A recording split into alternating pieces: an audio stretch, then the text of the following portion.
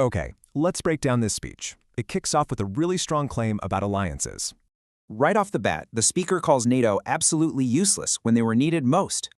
And the argument is that NATO only offered to help when the crisis was pretty much over.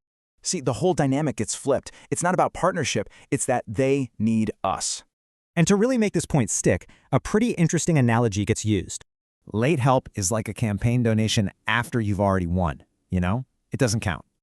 Okay, so from alliances, the speech pivots right to the sheer cost of it all. And the number thrown out is huge, $1 trillion to help these allies. But it's not just about money. The speech then points to military might, specifically the Space Force. The idea was that the US was falling behind China and Russia in space, but not anymore. All right, from military power we shift again, this time to a pretty big diplomatic win. We're talking about what's called an unprecedented ceasefire between Israel and Lebanon.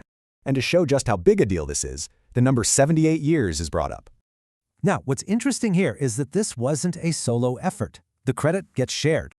A whole list of nations are thanked for helping out with diplomacy in the region.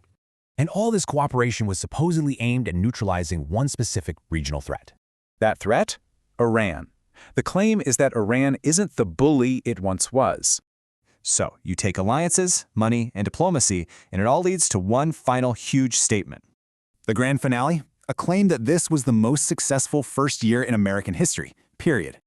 It really makes you think, right? How much do these big historic claims actually shape our perception?